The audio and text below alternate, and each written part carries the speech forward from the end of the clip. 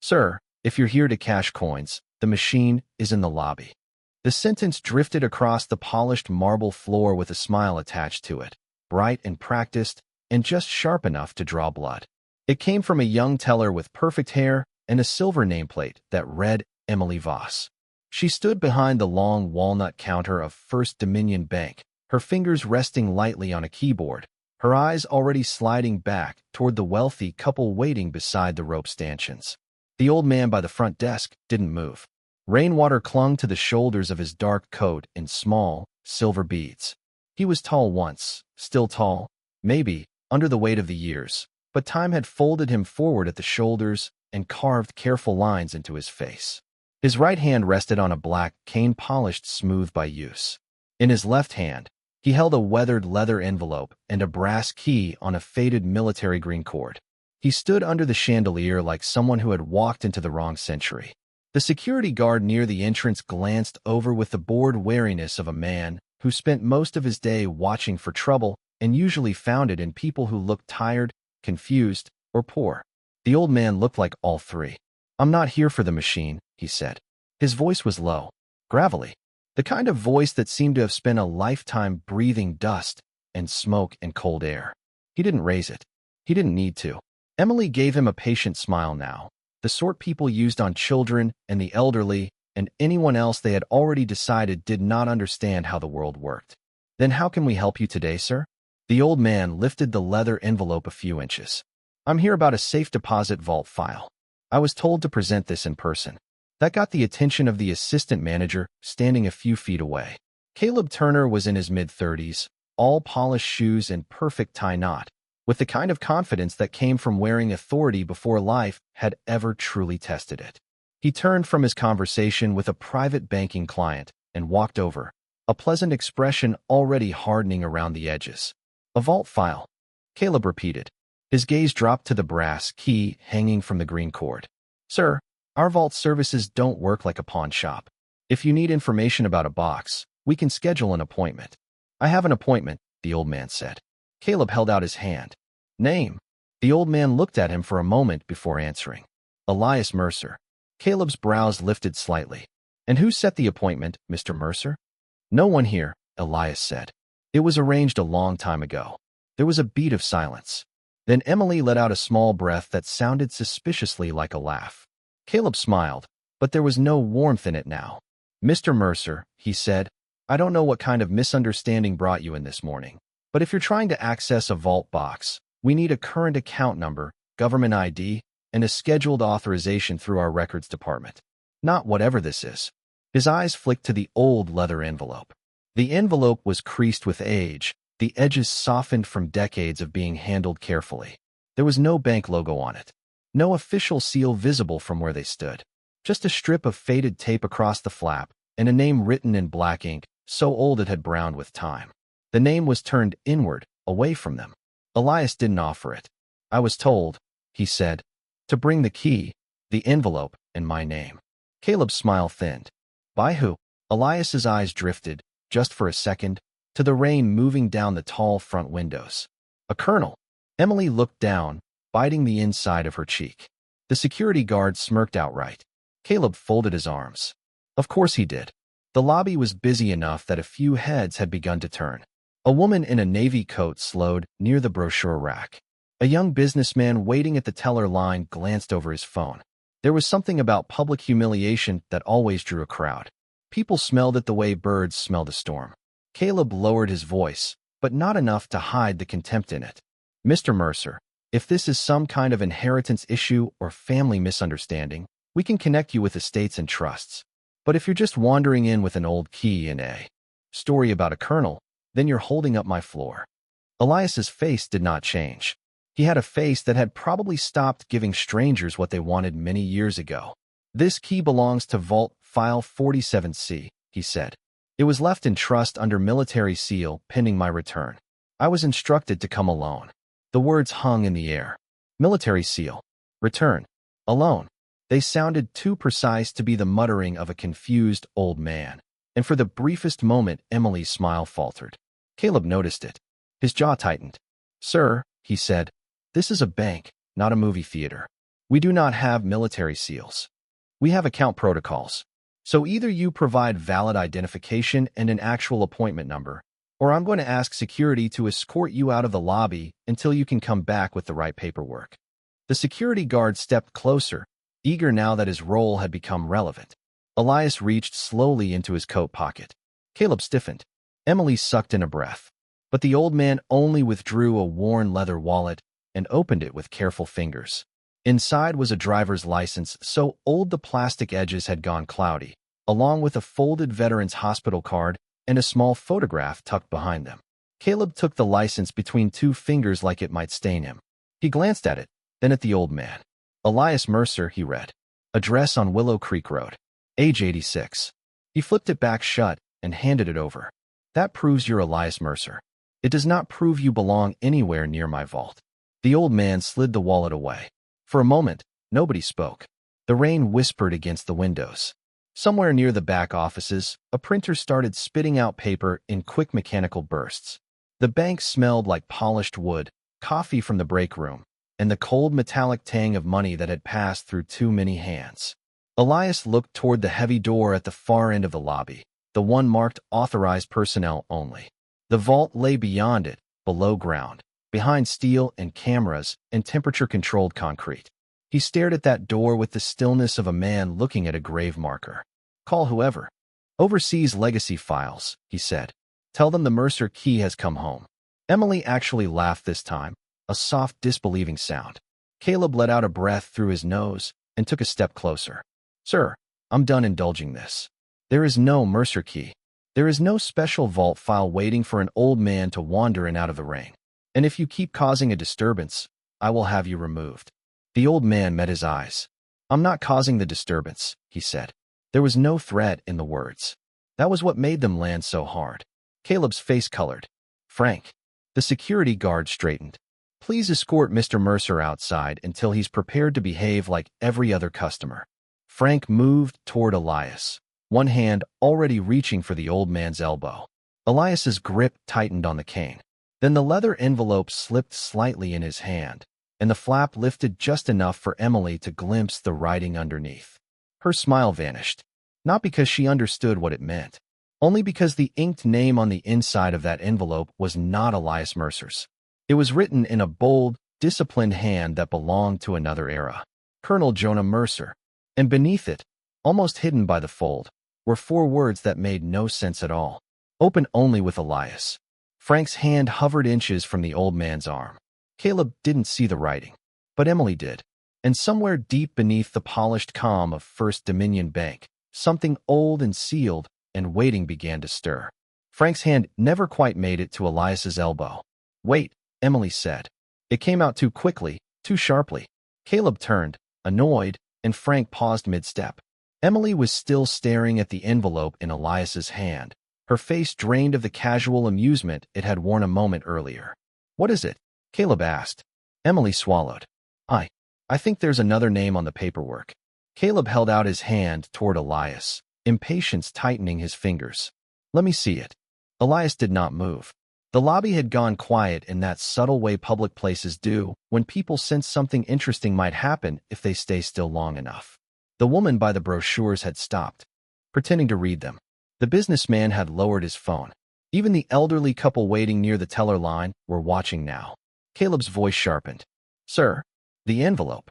Elias looked at the younger man for a long moment, then handed it over with the caution of someone surrendering not paper, but memory. Don't bend it, he said. Caleb took the envelope with a small scoff. I'll do my best to preserve history. The leather was softer than it looked. The tape across the flap had dried and darkened with age, and Caleb could feel something rigid inside. Documents, maybe, or an inner folder. On the outside there was nothing except a faint embossed crest almost worn away by time. He frowned and angled it under the light. Not a crest. An eagle. A very old one. His eyes flicked to the back, where the flap had shifted enough to reveal the writing Emily had seen. Colonel Jonah Mercer. Below it, in smaller block letters.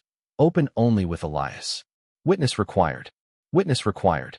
Caleb felt the first small prick of uncertainty. Who's Jonah Mercer? He asked. Elias's gaze moved to the rain again. My older brother. The answer landed with more weight than Caleb expected. He looked back at the envelope, then at the brass key on the green cord. Your brother left you vault papers? No, Elias's voice remained calm. He left me instructions. That was somehow worse. Caleb hated mysteries that entered his bank wearing old shoes and refusing to explain themselves. Mystery disrupted process. It slowed down his floor. It made employees curious and customers nosy. Most of all, it threatened his control over the room. He slipped a thumb beneath the edge of the flap. Elias's cane struck the marble once. The sound was not loud, but it snapped through the lobby like a rifle bolt. Not yet, Elias said. Frank stiffened. Emily flinched. Caleb froze with the envelope half raised in his hand, suddenly aware that every eye in the room was on him. Excuse me, Caleb said. Elias took one measured breath. If you open that without the file present, the chain breaks. Caleb stared at him. The chain? Yes. What chain? The one my brother put in place 52 years ago. Caleb almost laughed again. Almost. But something in the old man's face stopped him. There was no performance there. No theatrical gravity. No wink that would let Caleb dismiss the whole thing as delusion. Elias looked exactly the way a man looked when he was reciting instructions he had memorized because forgetting them was never an option. Caleb lowered the envelope by an inch. Mr. Mercer, are you trying to tell me this bank has been holding something for your family for half a century? Yes. And nobody contacted you. They were not supposed to. Caleb rubbed the bridge of his nose. That's not how banks work. It is, Elias said quietly. If the arrangement was made before your branch existed. That shut him up for a second. First Dominion Bank had only occupied this building for 21 years, after a merger swallowed two older institutions and turned them into a regional powerhouse. Caleb knew the bank's history because he liked knowing the systems he ran. There had been old trust files, estate records, dormant boxes, forgotten bonds. Most had been consolidated, digitized, audited, and moved. But every once in a while, especially in the oldest branches, some legacy record surfaced like a bone through thawing ground. Still, a military-sealed family vault from the 70s? Held for 52 years? Waiting for one specific old man. Absurd. And yet the envelope in his hand was real. Fine, Caleb said. Let's assume for a moment you aren't confused. Why today? Why now? Elias's thumb rubbed slowly over the worn crook of his cane. Because I said I would wait until all the mothers were gone. The words landed in the center of the lobby and did not move. Emily stared at him. Caleb blinked. What? My brother asked me not to open it while any of the mothers were still alive. Whose mothers? The boys who didn't come home. No one in the lobby spoke. The rain at the windows sounded louder now, the soft tapping of it suddenly intimate against all that polished stone and money and climate-controlled air. Elias stood in the center of the bank like a man holding open a door to another century, and for the first time Caleb could feel the room shifting around him in ways he did not like. He tried to recover with irritation. Sir, if this is some kind of memorial fund issue, there are legal channels. It's not a fund issue. Then what is it? Elias looked at the envelope in Caleb's hand. A promise. Caleb exhaled sharply. That doesn't help me. It isn't supposed to. Frank looked between them, increasingly uncomfortable. He was a big man with the build of a former linebacker, but he had the hesitant eyes of someone who disliked roughing up old people for a living. He leaned toward Caleb and muttered, Maybe we should just check the archives. Caleb cut him a look. We do not just check the archives because a stranger walks in with a war story. He's not a stranger if his name's on the Frank. The guard fell silent. Caleb straightened, smoothed his tie, and forced his face back into managerial composure. Mr. Mercer, here's what's going to happen. I'm going to have my staff verify whether this vault file exists. If it does, we'll determine whether you have any legal standing to access it. If it does not, you're going to leave this bank peacefully and not return without an attorney. Is that clear? Elias nodded once. That's fine. Caleb wasn't expecting compliance. It irritated him more than defiance would have. He turned to Emily. Search all legacy vault files under Mercer. Include inactive records, trust holdings, military beneficiaries, estate archives. Everything. Emily hurried back to her terminal, fingers already moving. Caleb remained standing in front of Elias, as if guarding his own bank from the possibility that the old man might vanish into the floor. What branch was this supposed to be in? Caleb asked. This one, Elias said. This building wasn't even owned by First Dominion 50 years ago. No, Elias said. It belonged to farmers and Continental Trust. Before that, it belonged to Harriman Savings. Your basement didn't move just because your sign did. Caleb said nothing. That, at least, was true. Across the room, Emily's typing slowed, then stopped. Her head tilted toward the screen. She clicked again, opened another window. Her eyes moved back and forth quickly now, not with confusion but with the rigid concentration of someone who had stumbled into something she did not yet understand and was suddenly afraid to touch wrong. Caleb, she said. He turned. What? There's something. He walked over. Frank followed. Elias remained where he was, one hand resting on the cane, rainwater still darkening the shoulders of his coat. Emily pointed at the monitor. The screen showed a record so old it had never been properly integrated into the modern interface. It sat there in a scanned archive box, black and white and half-indexed, like a ghost trapped in software too new to know what to do with it. Vault holding 47C status, sealed/restricted original institution. Harriman Savings and Trust Transfer Authority. Military Estate Council access conditions. Witness key plus named executor present release status. Pending final survivor certification. Caleb stared. What does that mean? Emily whispered. He leaned closer. Beneath the first line sat two names. Colonel Jonah Mercer Elias Mercer, and at the bottom, in red text from some ancient scan notation. Do not open without confirming the last mother has passed. The words seemed impossible in a bank database. Caleb slowly straightened. For the first time since the old man had walked in, his confidence faltered. He turned to Elias. The veteran had not moved an inch. But now, standing beneath the chandelier with the rain at his back and 50 years of sealed instructions beginning to rise around him, he looked less like a confused old customer and more like the only person in the building who knew exactly what was about to happen. The problem with arrogance was that it rarely disappeared all at once. It cracked. It leaked. It retreated a fraction at a time, looking for somewhere else to stand. Caleb Turner felt the first crack when he saw the archive file. He felt the second when he looked back at Elias Mercer and found no triumph on the old man's face. No smugness. No quiet little smile of vindication. Elias looked almost tired, as if the database confirmation had not changed anything important because he had never doubted it in the first place. That unnerved Caleb more than anger would have. He moved away from Emily's terminal and forced his voice into a measured professional tone. All right, he said. There appears to be an inactive legacy record tied to your name. Frank gave him a look that clearly translated to appears. Caleb ignored it. That does not automatically grant you access, he continued. The record says sealed and restricted, which means I need to contact legal, possibly regional oversight, and likely our trust department before anything is opened. That's fine, Elias said. Again, the easy agreement. Again, it made Caleb feel off balance.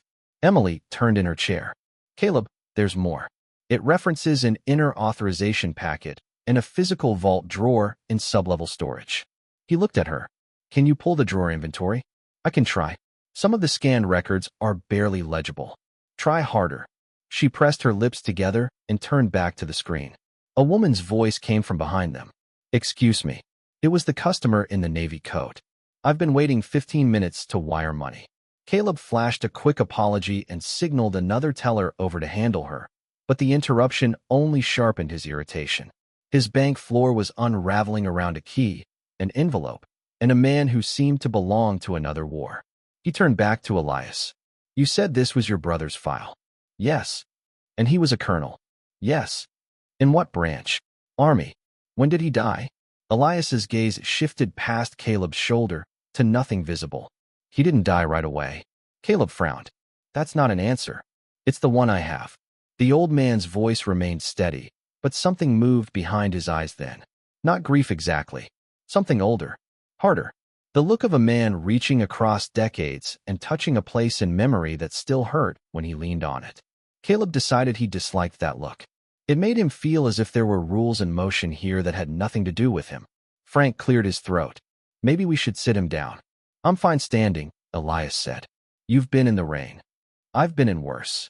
Frank had no response to that. Emily suddenly made a soft sound in her throat. Caleb. He was at her side in 2 steps. A second scanned document had loaded on screen. This one a transfer manifest from 1974. It bore the old Harriman Savings letterhead, a list of custodial items, and several signatures in fountain pen ink. Most of it was too faded to read clearly. But one line stood out. Itemized contents transferred under private military instruction pending civilian release order. Below it, witness key holder. Elias Mercer opening authority suspended until condition Mercer 12 is fulfilled. Mercer 12. Emily whispered. Caleb felt irritation surge back into the space where uncertainty had briefly lived. Some internal codename. It doesn't matter. But it did matter. He could feel it matching. Is there a note attached? He asked. Emily clicked again. No. Just a routing code and a notation that the branch manager at the time was instructed not to contact any beneficiaries directly. Wonderful, Caleb muttered. A dead branch manager obeying orders from a dead bank about a dead colonel. Elias's eyes sharpened. My brother wasn't dead when he signed it. The sentence was quiet. Caleb turned too quickly. Then where was he? Elias looked at him. In a military hospital in North Carolina. Missing half his right leg and most of the men he had taken overseas. The bank seemed to lose a degree of warmth. Nobody said anything. Even Caleb, who had spent the last 20 minutes trying to reduce the old man to a scheduling problem, felt his mouth close around whatever careless remark had been about to come out next. Elias went on. He had enough morphine in him to kill a horse and enough guilt to keep him alive another 7 years. He signed those papers because he didn't trust the army to do what he was trying to do quietly. He trusted a vault more than he trusted a committee. Caleb stared at him. That was the longest Elias had spoken so far, and the effect of it rippled through the room. The old man hadn't raised his voice, hadn't dramatized the memory. He had simply laid the facts on the polished marble floor and let everyone step around them. Emily looked down at her hands. Frank shifted his weight. The businessman by the teller line quietly turned back to his phone, suddenly aware that he had been eavesdropping on something sacred. Caleb swallowed. Trying to do what? Elias didn't answer. Instead, he looked at the envelope still in Caleb's hand. Open the file, he said. Not the envelope. The file. Caleb felt the challenge in that, though the old man had spoken it without any heat. It irritated him again. This sense that Elias Mercer knew the order of things better than he did inside his own bank. Emily, Caleb said, print everything you can on 47C. The printer behind the teller line began to hum. Sheets slid out one by one. Archive scans, transfer logs, a faded vault map, and finally a single page that made Emily stop breathing for half a second. Caleb, he took the page from her. At the top, Legacy Vault Authorization, INTL halfway down. If witness key holder appears in person, contact executive office before opening. Do not delay if condition Mercer 12 has been verified. And then, in the notes section, one handwritten line from decades earlier. Condition Mercer 12 equals after the last surviving Gold Star mother has passed. Caleb read it twice. He turned slowly toward Elias. The mothers, he said. Elias nodded once. You waited for all of them. Yes. Why? The old veteran looked down at the brass key hanging from the green cord.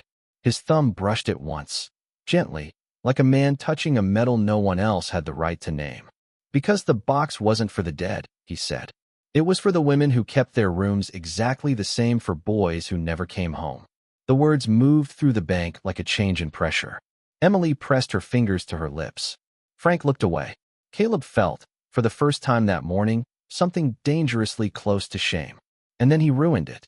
Because shame, in men like Caleb Turner, often arrived side by side with defensiveness. All right, he said briskly, folding the page. That still doesn't explain why your name is on the vault papers. Or why any of this should be handled through a retail branch instead of an attorney's office. And until I have formal authorization from someone above my pay grade, this vault remains closed. Elias's expression did not change. Then call someone above your pay grade. The sentence was so simple it stung. Caleb stared at him, jaw tight. Then he turned to Emily. Give me regional operations. Now. She nodded and reached for the phone. The line rang once, twice, 3 times.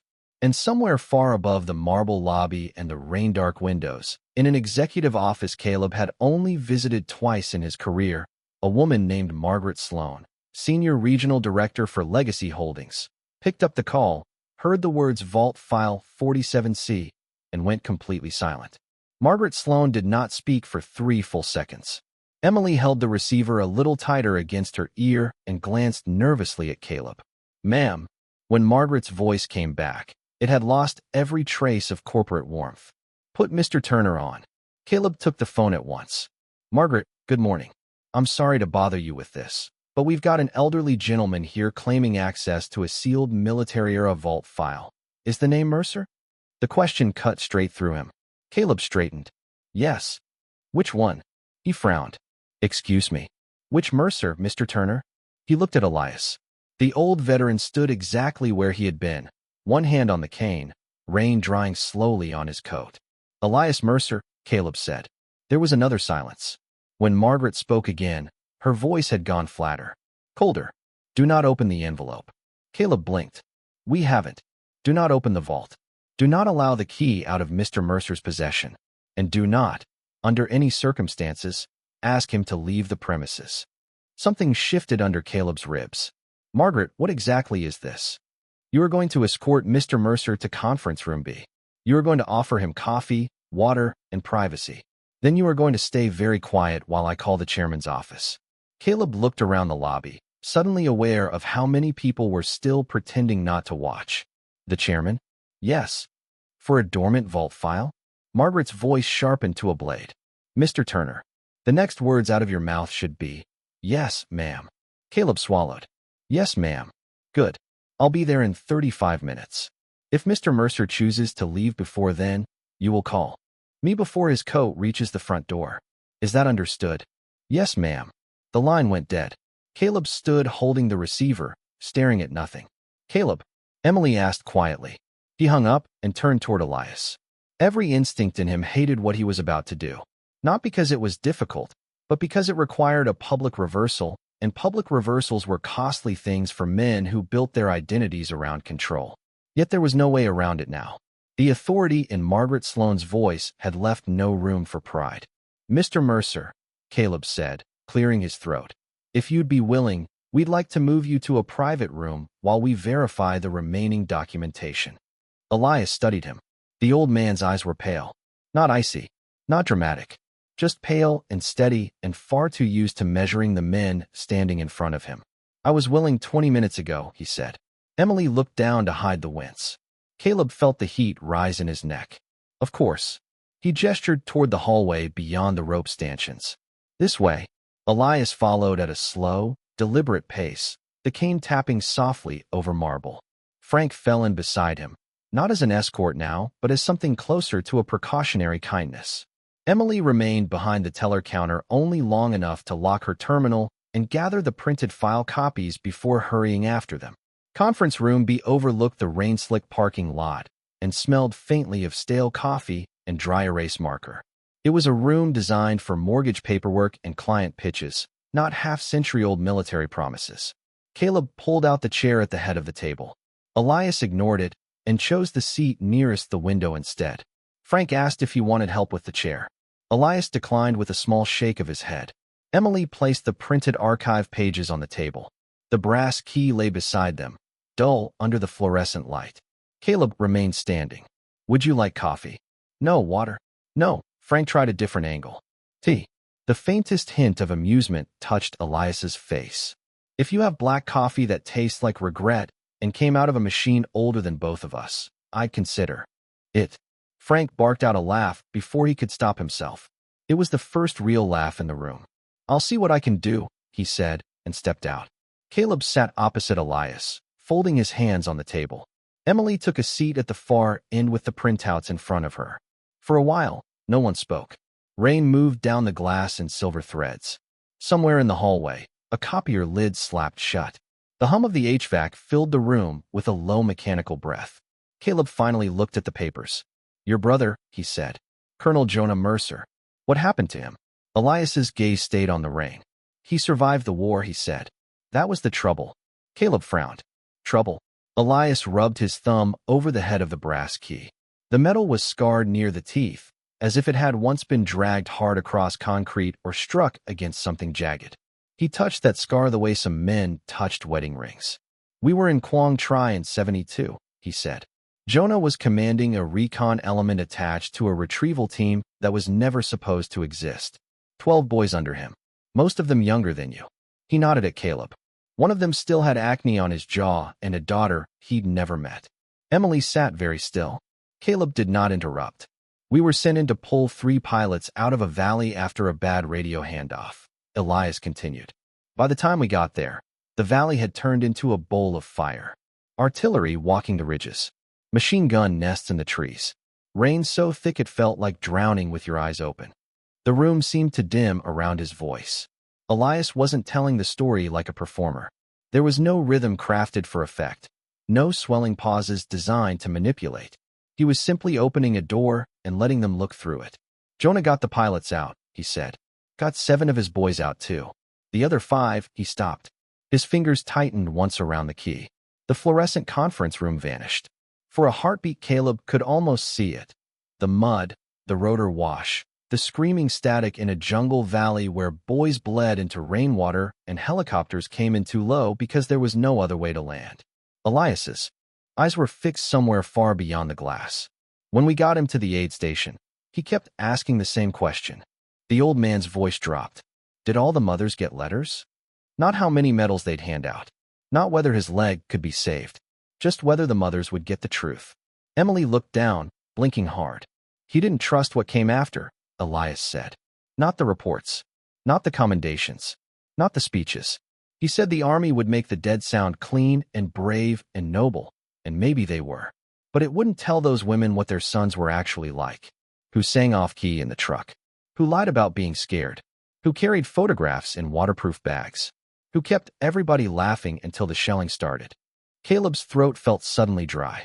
So he made the vault, Emily whispered. Elias nodded. He wrote letters. 1 for each mother. 1 for each family. And he put away what the army couldn't lose, sanitize, or misfile. Personal effects. Combat pay he'd pooled. A trust from his own family money. Instructions for when to release it. Why wait? Caleb asked quietly. Why not send it then? Because some of those mothers were barely standing as it was. Jonah thought if the box opened too soon, it would turn their grief into a public thing. Reporters. Ceremony. Politicians. Elias's mouth tightened. He hated politicians. A corner of Frank's coffee tray appeared in the doorway. He stopped when he realized he'd walked into the middle of something sacred and almost backed out. Elias noticed him and gave the smallest nod. Frank entered silently and set down a paper cup in front of the old man. Black coffee. No cream. Elias took a sip and looked almost grateful. He told me to wait, Elias said. Wait until the last mother was gone. Until there was no one left to be pitted on television. Then open the vault quietly, find the families, and give them the truth in his own words. The room held still around him. Caleb looked at the papers again, the notes, the codes, the old transfer orders that had seemed absurd only an hour earlier. They no longer felt absurd. They felt unbearably human. Then his eyes caught on one line at the bottom of a manifest. Witness key holder, Elias Mercer. Why you? He asked. For the first time, Elias hesitated. When he answered, his voice was almost too soft to hear. Because I was the one who carried Jonah out of that valley. No one moved after Elias said it. The sentence settled into conference room B with the quiet finality of a coffin lid closing. Not dramatic. Not loud. Just complete. Caleb looked at the old man across the table and, for the first time that morning, saw the shape of the years not as weakness but as weight. Weight borne, weight survived, weight carried because there had been no one else left to carry it. Frank was the first to look away. He busied himself with the coffee tray, though there was nothing on it to arrange. Emily stared at the printed vault manifest, as if it might rescue her from the emotion rising in the room. Caleb didn't either. He sat there and let the discomfort hit him full in the chest, because some part of him understood that turning away now would be one more act of cowardice in a morning already crowded with them. You carried him out, he repeated. Elias nodded once. He'd taken shrapnel through the leg and lower side. We got pinned in a drainage trench while the valley lit up around us. He took another sip of coffee. He told me to leave him there and take the pilots. I told him to go to hell. Frank let out a breath that might have been a laugh if it weren't so close to grief. Elias's eyes stayed on the cup in his hands. He outranked me. Didn't matter. What were you? Caleb asked before he could stop himself. Elias looked up. Officially, Caleb nodded. Mechanic. Emily blinked. Mechanic. A thin line of dry humor touched the old man's mouth. That was the paperwork. Caleb thought about the cane, the old coat, the careful way Elias had stood in the lobby and refused to move. Mechanic didn't fit. Or rather, it fit the way a tarp fit a tank. Technically enough to cover something, not nearly enough to explain it. What was the real job? Frank asked quietly. Elias glanced at him. Keeping aircraft alive in places they had no business flying. Pulling men out when radio calls got ugly. Fixing what broke under. Fire. He set the cup down. And occasionally ignoring orders that deserved to be ignored. Frank actually smiled. Caleb almost did, then stopped himself. So you were part of the mission? I was attached to the recovery team. Attached how? Elias shrugged one shoulder. The Army liked to attach people to things when it didn't want paperwork asking questions later. Emily looked at the vault pages again. What's in the box? Letters, Elias said. Personal effects. Trust documents. A ledger Jonah kept by hand. Some service records the Army never corrected. A ring. 2 watches. A stack of photographs no mother should have had to beg for. He paused. And 1 list. What list? The men who came back from that valley and spent the next 30 years pretending they had. No one in the room spoke. Caleb felt the blood move cold through him. PTSD, Emily whispered. Elias gave a small shrug. Back then they called it different things depending on how little they wanted to deal with it. Frank muttered something under his breath that sounded suspiciously like a curse. Caleb looked down at the file. A notation on the final scan page caught his eye now. One he hadn't paid attention to before because it seemed like legal clutter. Pending final survivor certification. He frowned. The file says pending final survivor certification. Who was the final survivor? Your brother? No, Elias said. The mothers were one condition. The survivor was another. Caleb looked up. Who? Elias was silent for a moment. Then he said, Me. The room went still again. Emily's fingers tightened on the edge of the paper. You? If I died before the mothers were gone. The box stayed shut and went to military council. Jonah wrote it that way. Why? Caleb asked. Because there were things in it he only trusted one man to explain. Caleb stared at him. You're telling me an entire sealed vault file sat untouched for 50 years because your brother believed no one else alive could tell the families what happened? Elias's eyes did not leave his. That's exactly what I'm telling you. Caleb leaned back in his chair. It was too much. Too old. Too precise. Too heavy. And yet every document. In front of him, every yellowed notation, every impossible instruction sitting in the bank system like a fossil under glass, supported the story instead of breaking it. He ran a hand over his mouth. Margaret said she's calling the chairman's office. She should, Elias said. The calm certainty in that answer would have annoyed Caleb an hour ago. Now it just made him feel small. A knock sounded at the conference room door. Everyone turned. An older woman in a dark gray suit stood there, silver hair pinned neatly at the nape of her neck, glasses in one hand and a tablet in the other. Her expression was composed, but there was urgency under it. Mr. Mercer? She asked. Elias inclined his head. I'm Diane Holloway, branch compliance officer. She stepped inside and closed the door behind her. I was called in from the annex when Regional flagged the file. Caleb stood. Diane, we were just... She held up a hand without looking at him. Her eyes were on Elias. I need to ask you one question before anyone touches Vault 47C. Her voice was careful now, respectful in a way Caleb had not heard from her even with million-dollar clients. Did Colonel Jonah Mercer ever mention the phrase Mercer 12 to you directly? Elias looked at her for a long moment. Then he reached into the inside pocket of his coat and pulled out a folded piece of paper so old it looked ready to crumble at the seams. He unfolded it carefully and slid it across the table. Diane adjusted her glasses and read. Her face changed. Caleb watched the color drain from it. What is it? He asked. She didn't answer right away. She just turned the paper so they could see the line written in fading ink across the center. Mercer, 12. Open only when the mothers are gone and the mechanic comes home. No one breathed. Diane looked at Elias with something very close to awe. Mr. Mercer, she said softly. The chairman's office isn't the only place Regional called. Caleb frowned. What do you mean? Diane turned to him. I mean, she said, Someone from the Department of the Army is already on the way. If there had been any doubt left in Caleb Turner's mind that the morning had slipped far beyond his authority, Diane Holloway erased it with one sentence. "They're sending a liaison from Arlington," she said. Caleb stared at her. "Arlington?" Diane nodded. "And a retired brigadier general who serves on the Mercer Trust advisory file." "The Mercer what?" She ignored him and turned back to Elias. "Sir, they asked me to confirm one more thing. Did Colonel Mercer leave a personal addendum naming the surviving men from Quang Tri?" Elias's expression hardened by a fraction. "He did. Is it in the envelope?" "Yes." Diane closed her eyes briefly, as if steadying herself. "Then Vault 47C isn't just a legacy deposit." "No," Elias said. "It never was." Caleb rose from his chair and paced to the window, one hand at the back of his neck.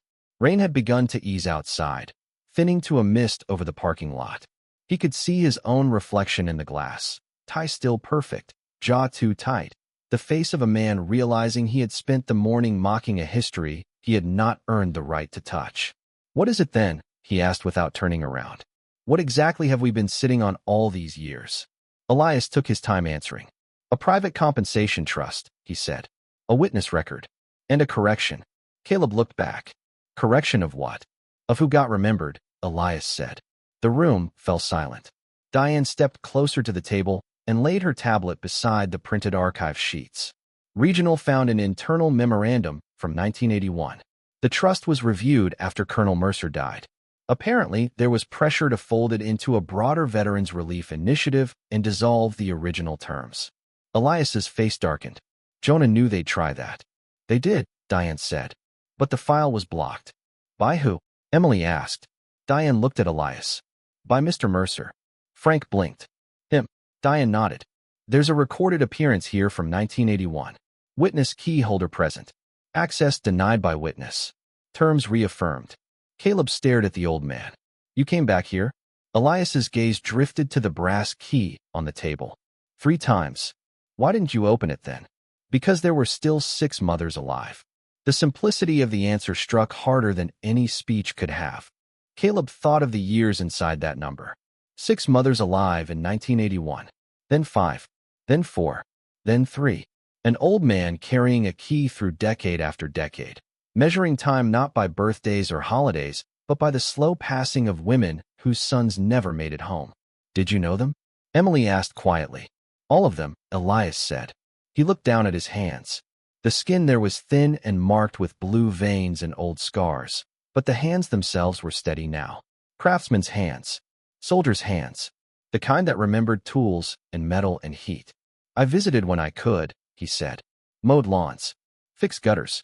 Sat at kitchen tables while they told the same stories about boys who used to leave wet towels on the floor. I never told them everything. Jonah didn't want that. But I made sure they knew their sons had not been forgotten by the men who came back." Emily had tears in her eyes now. She tried to hide them by looking down at the file, but there was no hiding anything in a room that small. "What happened to the last mother?" she asked. Elias took a breath. "Mrs. Alvarez passed in April. 94 years old. Still kept Danny's room exactly the way he left it." A shadow crossed his face, tender and aching all at once. "She made me pie every November whether I wanted it or not." Frank looked at the floor. Caleb sat back down slowly, the fight gone out of him at last. "So you waited until now because she was the last?" "Yes." "And today is the day you finally open it?" "Yes." Diane touched the edge of the envelope without lifting it. "What's in the addendum?" Elias's jaw worked once. Names of the men who should have been decorated and weren't. Names of families who never got the full trust disbursement because paperwork vanished in transit. A signed statement from Jonah naming exactly who did what in the valley, because the official report buried half of it. Caleb felt something heavy settle in his stomach. Buried why?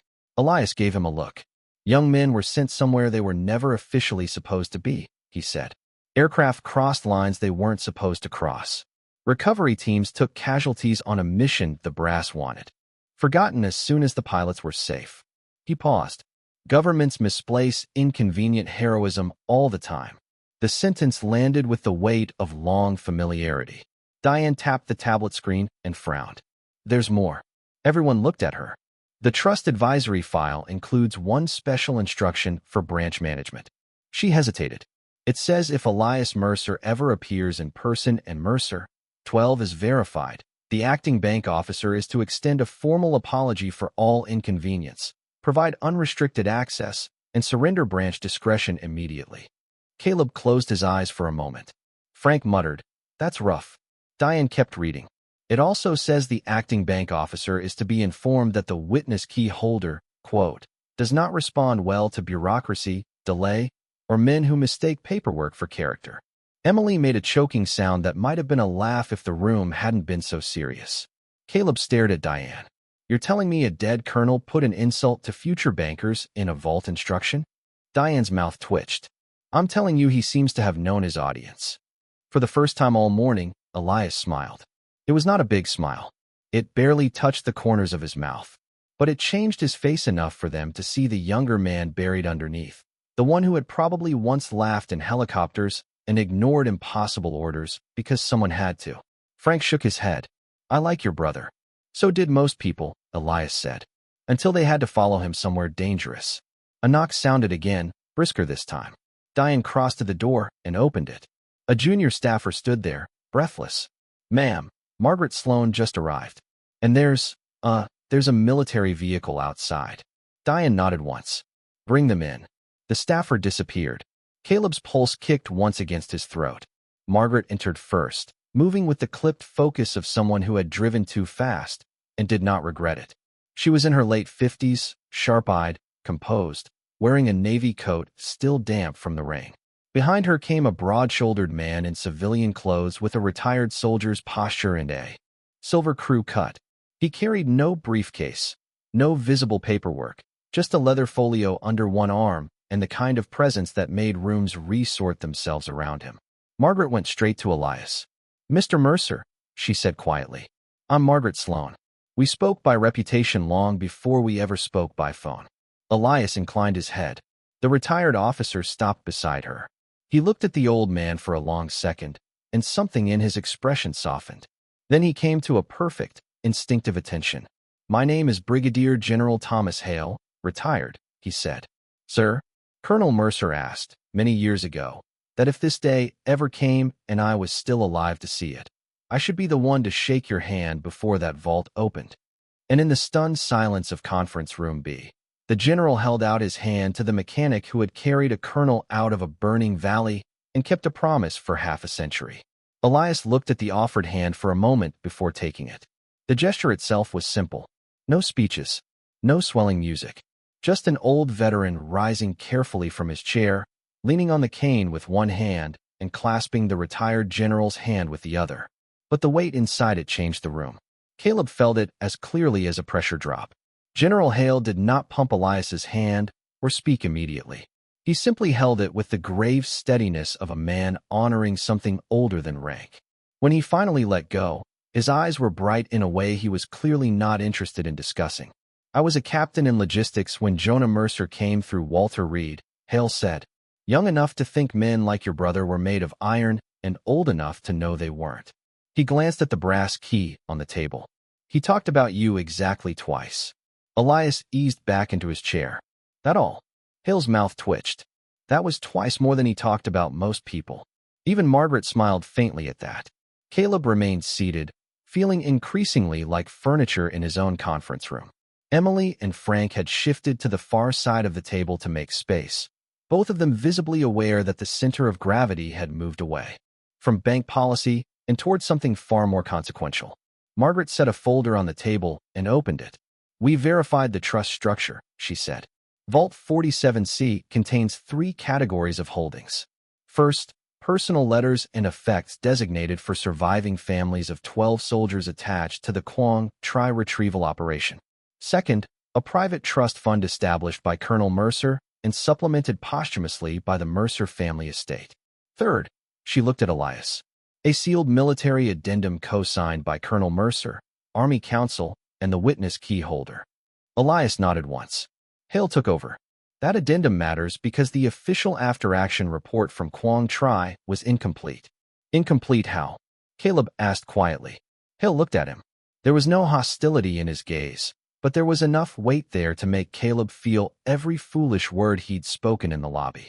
It omitted names, Hale said, changed timelines, softened command failures, buried the role of civilians and attached specialists because the operation itself lived in a gray area the Pentagon preferred not to revisit. None of that was unusual for the era. It was, however, unacceptable to Colonel Mercer. He wrote his own record, Emily said. Yes, Hale replied, and then he locked it in a vault until the world was quiet enough to hear it. Margaret slid a second document toward Elias. Before we proceed, there's one thing we need from you. A final witness declaration confirming that Mrs. Sophia Alvarez was the last surviving Gold Star mother listed under Mercer, 12. Elias took the pen she offered, but before he signed, he studied the form with the intensity of a man reading a battlefield map. Who drafted this? He asked. Margaret blinked. Our legal team. It says surviving parent list. Elias tapped the line with one scarred finger. Jonah wrote mothers for a reason. Margaret glanced down. I'm sure that can be amended. It should be. She nodded at once. It will be. Caleb watched the exchange and felt the final scraps of his earlier confidence fall away. Even now, even in a room full of executives and a retired general, the old man's power came not from noise or demand, but from precision. He noticed what words failed to honor properly, and he corrected them without apology. Margaret rewrote the line herself. Last surviving Gold Star mother certification. Elias signed beneath it. The scratch of pen on paper sounded oddly loud. Hale exhaled slowly. Then it's time. The trip to the vault happened in a procession. Margaret led with the access credentials. Diane carried the archive binder. Frank walked beside Elias without crowding him, ready if the old man slipped, though clearly aware that helping too quickly would be a kind of insult. Emily followed with the printed records clutched against her chest. Caleb came last, feeling less like a manager and more like a witness being allowed to stand at the edge of something he did not deserve but badly needed to see. The elevator to sublevel storage was small and cold. Its fluorescent light buzzed overhead as they descended. Elias stared at the doors the entire ride down, one thumb moving slowly over the scar in the brass key. When the doors opened, the smell changed. Upstairs, the bank had smelled like coffee, printer toner, and polished wood. Down here, it smelled like concrete, metal, cool, dry air, and the faint mineral scent of old paper sealed away from weather and time. The corridor was lined with reinforced doors and security cameras. At the end stood the main vault, an immense wheel-handled slab of steel that seemed less like a door than a verdict. Caleb had been inside it many times. He had never once felt small there. Today was different. Margaret keyed in the first code. Diane scanned her badge. A second lock clicked. Then a third. The wheel turned with a slow, muscular grind that echoed down the corridor. Inside, rows of safe deposit drawers lined the walls from floor to ceiling. Diane checked the manifest. 47C is in the legacy row. They walked to the far end, where the oldest boxes sat in a section that had clearly been built under a previous bank and merely maintained by the current one. Drawer 47C was larger than Caleb expected. The brass plate was dark with age. A tiny scratch ran beneath the number as though someone long ago had dragged a key across it in impatience or pain. Elias stopped in front of it. No one spoke. Margaret inserted the bank key first. It clicked into place. Then she stepped back. Mr. Mercer, she said. Elias reached out with a hand that was steady despite the years. The green cord slipped over his wrist as he guided the old brass key into the lock. For a moment it resisted. Then the worn teeth found their home, and the mechanism turned with a deep internal clunk that sounded like something waking up after a very long sleep. Frank slid the drawer out partway. Inside sat a black metal document case, a stack of sealed envelopes bound with military twine, and a narrow wooden box with brass corners. Everything was wrapped in a thin layer of archival cloth. On top of the document case lay a single envelope, cream-colored and yellowed with age. In the same disciplined hand Caleb had seen on the lobby envelope, it read, "For the bank manager who thinks old men wander in by accident." Caleb felt all the blood leave his face. Emily made a tiny involuntary sound. General Hale looked like he was trying very hard not to laugh. Elias stared at the envelope for a long second. Then, with the faintest hint of his brother's humor in his eyes, he picked it up and handed it directly to Caleb. "You'd better read that one first," he said. Caleb held the envelope like it might explode. No one hurried him. That was the worst part. If Margaret had barked an order or Hale had turned away in disgust, he could have hidden inside defensiveness again. But no one gave him that escape. They simply waited while he stood in the cold hush of the vault, holding a letter written decades before for a banker who had not existed yet, by a colonel who apparently understood human vanity better than most living people. The paper crackled softly as he opened it. Inside was a single page, folded in thirds. Caleb unfolded it and read. The handwriting was crisp and dark despite the years. To whichever bank manager has the poor judgment to underestimate the man standing in front of him. If Elias Mercer has come to your vault in person, then he has already done something harder than anything you are being asked to do. He has outlived the mothers. He has carried this key longer than most men carry their principles. You will treat him with respect. You will not confuse age with frailty, silence with confusion, or modest clothes with a lack of standing. If you have already done any of those things, I suggest you correct yourself quickly and with dignity. Elias has never cared much for titles, but I do. Colonel Jonah Mercer. The vault stayed silent. Caleb lowered the page very slowly. He could feel Frank looking at him. Emily, too. Margaret's face remained composed, but there was sympathy in it now. The measured sympathy reserved for someone being humiliated by a dead man and unable to argue with the accuracy of it. Caleb swallowed. Then he turned to Elias Mercer, the old veteran standing beside the open drawer with the cane in one hand and 52 years in the other. "Mr. Mercer," Caleb said, voice rougher than before, "I owe you an apology." Elias said nothing. Caleb forced himself to continue. "I was dismissive. I was disrespectful. And I mistook your appearance for your worth, which is inexcusable in any setting, let alone this one." He took a breath. "I'm sorry." The words echoed faintly off the vault walls. Elias studied him, not cruelly, just thoroughly, as if deciding whether the apology had been offered because it was required or because it was true. Finally, he nodded once. "Try not to do it to the next one either," he said. That somehow hurt more than anger would have. Caleb bowed his head. "No, sir." General Hale cleared his throat gently. "All right, let's finish what Jonah started." The contents of Vault 47C were carried to a secure review table in the inner records room adjoining the main vault. Margaret put on white archival gloves and handed a pair to Diane. Emily received a pair too, hands trembling slightly as she pulled them on. Frank stayed by the door, half security, half witness. Caleb remained because leaving would have felt like cowardice. Elias sat at the head of the table. The black document case opened first. Inside were 12 manila packets, each labeled with a name. Daniel Alvarez, Robert Kincaid, Thomas Bell, Samuel Ortiz.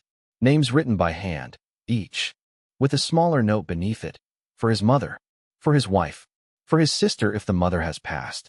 Under the packets lay a thick ledger bound in dark cloth, a stack of cashier's certificates, and an envelope stamped with the insignia of the Department of the Army from another era.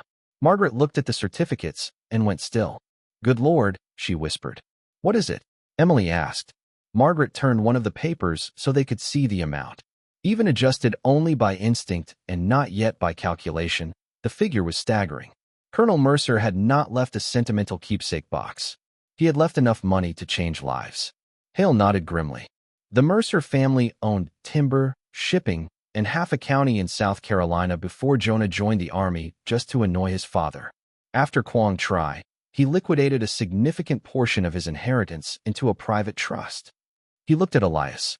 "I didn't realize how much." "Neither did I," Elias said. Margaret flipped through the attached trust instruments, eyes moving faster now. "This isn't just a memorial fund. It's a structured disbursement trust with survivor clauses, educational provisions, housing relief, and medical supplements for descendants." She looked up in disbelief. "He built generational support for 12 families.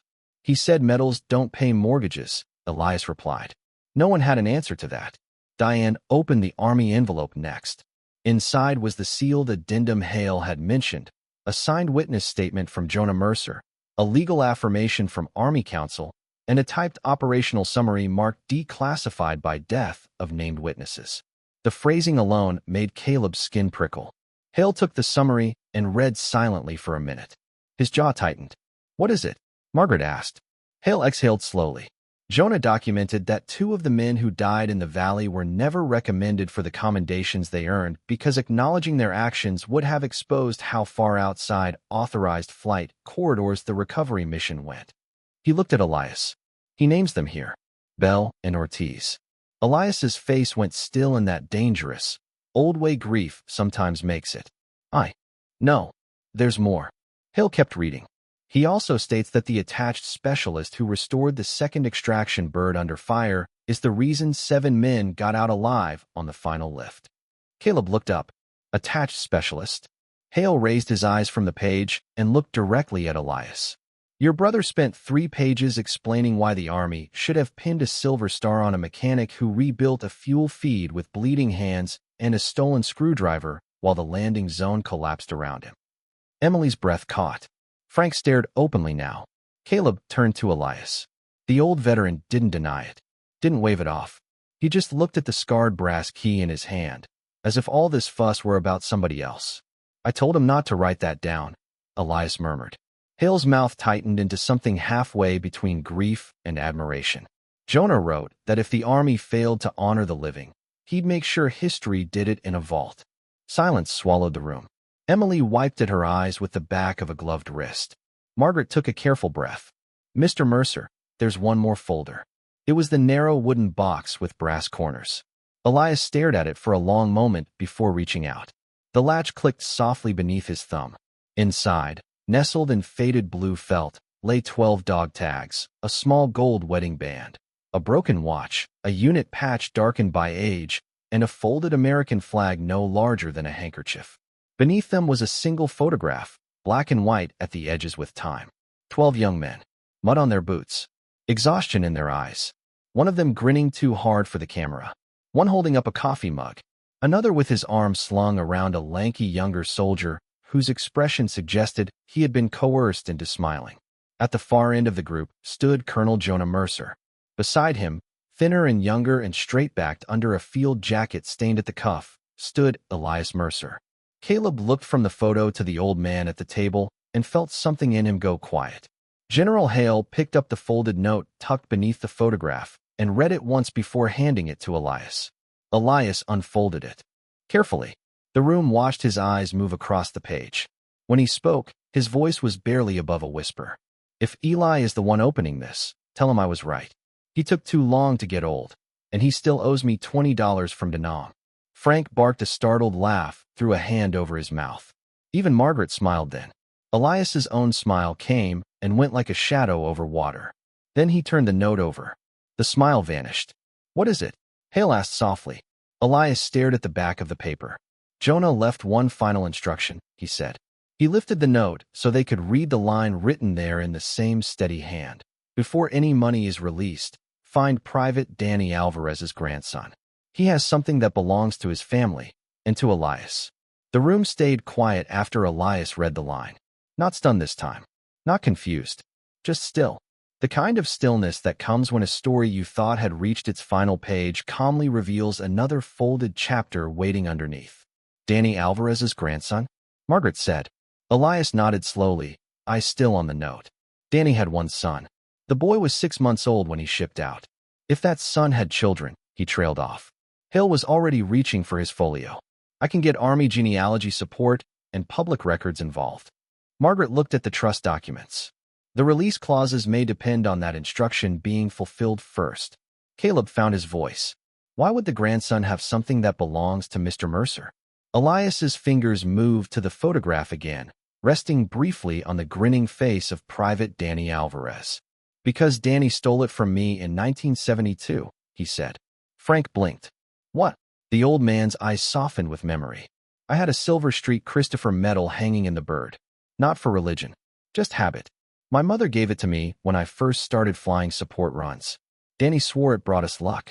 Right before we went into the valley, he took it off the panel and told me he was borrowing it because somebody in that operation needed more help than I did. Emily smiled through the tears still drying on her face. Did he give it back? No, Elias looked at the note. Apparently Jonah knew where it ended up. Hale snapped his folio shut. Then that's where we start. What followed moved quickly, but not carelessly. Margaret contacted First Dominion's trust attorneys and froze all standard procedures pending Mercer 12 execution. Diane began cataloging the family packets for secure delivery under legal supervision. Hale called 2 people from the hallway, one at Arlington, one in South Carolina, using the tone of a man who had spent decades making difficult things happen without needing to shout. By late afternoon, they had found the first lead. Danny Alvarez's son had died 10 years earlier in El Paso, but his daughter, Marisol Alvarez, still lived there with her own teenage boy, Gabriel. And Gabriel, according to a neighbor who had helped clean out Marisol's attic after a roof leak last winter, had inherited an old cigar box from his grandfather containing war junk, old letters, and some Saint metal on a chain. Elias sat in conference room B again while Margaret relayed the news. He closed his eyes for a moment. When he opened them, they were wet. Not dramatically, just enough to shine in the fading light coming through the rain-streaked windows. Danny used to sing in helicopters, he said quietly. Worst voice I ever heard. Couldn't carry a tune in a bucket. Kept doing it anyway. Frank smiled from the doorway. Emily, now openly protective of the old man she had laughed at that morning, set a fresh cup of coffee in front of him without asking. Caleb stood near the window, hands in his pockets, listening. The bank had closed an hour ago. The lobby lights were dimmed. The marble floor outside the conference room had gone reflective and lonely in the evening hush. Somewhere in the back office, a vacuum cleaner droned faintly. The ordinary machinery of the building had resumed, but the place no longer felt ordinary. Not to him. Maybe it never had been. Maybe buildings like this were always full of hidden vows and unopened grief, of names sitting quietly in drawers while younger people in clean shoes walked past them without understanding what they owed the dead. Hale re-entered the room, carrying the black ledger. I've made arrangements, he said. Army liaison can have us in El Paso tomorrow if you want to go. Elias looked up. I'm not sure I've got another flight in me. Then we'll bring them here, Hale said. Margaret nodded. We can cover travel through the trust administration if the family agrees. Elias was quiet for a long time. Then he looked at the packets lined carefully along the conference table. 12 names, 12 families, 12 sealed decades waiting to be delivered by a mechanic who had kept his promise longer than most men kept their health. I'll go, he said. Hale studied him. You sure? No, Elias managed the faintest ghost of a smile. But I'll go anyway. Frank huffed a laugh. That seems to be your whole brand, sir. Elias actually smiled at that. The next morning the rain was gone. Sunlight poured through the bank's tall front windows in long gold bands that made the marble glow. The lobby had been cleared for a private arrival. Margaret stood near the entrance with Diane. Emily waited by the desk, holding a fresh folder and trying not to look nervous. Caleb stood beside the rope stanchions in a suit just as perfect as the one he had worn the day before, except now he seemed aware of how little a suit could prove. At 10:17, the doors opened. A woman in her 40s stepped in first, dark hair pulled back, shoulders tense with the caution of someone who had no idea why a bank and a retired general had flown her across the country. Beside her walked a thin teenage boy with his grandfather's eyes and a small wooden cigar box tucked under one arm. Gabriel Alvarez. Elias rose from the chair waiting near the conference room and looked at the boy for a long time. The boy looked back, uncertain but unafraid. You knew my great-grandfather? He asked. Elias's throat worked once before he answered. Yes. Gabriel held out the cigar box. My mom said if you came all this way, this probably belongs to you more than us. Elias opened the box with slow hands. Inside lay a tangle of old letters, a tarnished pair of dog tags, and a silver St. Christopher medal on a frayed chain. The moment Elias touched it, the years seemed to pass through him like wind. Through dry grass. The jungle came back. Rotor wash. Mud. Danny Alvarez laughing with blood on his sleeve. Jonah shouting over the engine noise. 12 boys trying to be brave in the dark because bravery was all they had left to spend. Elias closed his fist around the medal. When he looked up, Gabriel was still standing there, awkward and solemn in the bright bank lobby. My great-grandpa was a hero, the boy asked. Elias looked at him for a long time before answering. He was a pain in the neck, he said softly.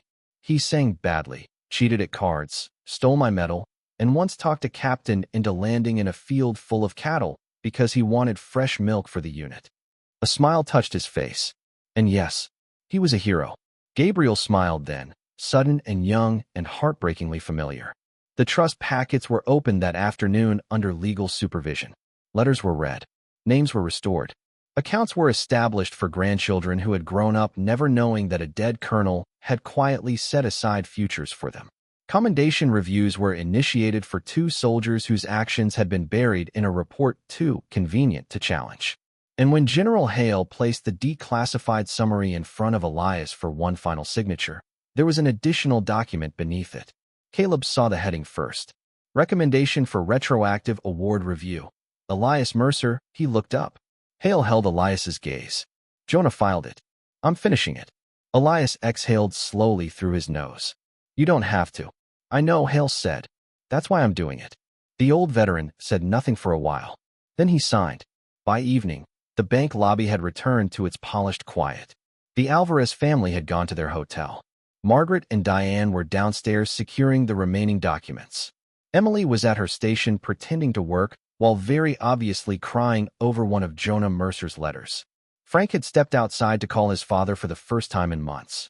Only Caleb remained in the lobby when Elias finally came out of conference room B with his cane, his coat over one arm, and the street Christopher medal tucked safely in his pocket. Caleb moved toward the door before the old man reached it. For one terrifying second, he worried Elias might think he was about to stop him again. Instead, Caleb opened the door. Outside, the evening light was turning the wet pavement gold. Elias paused on the threshold. Mr. Mercer, Caleb said. The old man turned. Caleb took a breath. Yesterday you told me not to do it to the next one. Elias waited. Caleb looked down at his own hands, then back up. I won't. Elias studied him with those pale, patient eyes that seemed to have spent a lifetime sorting men into categories of noise and substance. Finally, he gave one small nod. Good, he said. There are more of us than you think. Then he stepped out into the evening. Caleb watched him cross the parking lot with the slow, deliberate gait of a man who had carried too much for too long and done it anyway. The sunlight caught the silver at his temples. The cane tapped softly against the pavement. He did not look back.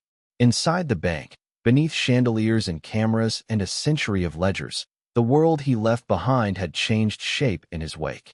Not because he demanded it, not because he raised his voice, but because he had walked through its polished doors carrying something older than money and heavier than paperwork.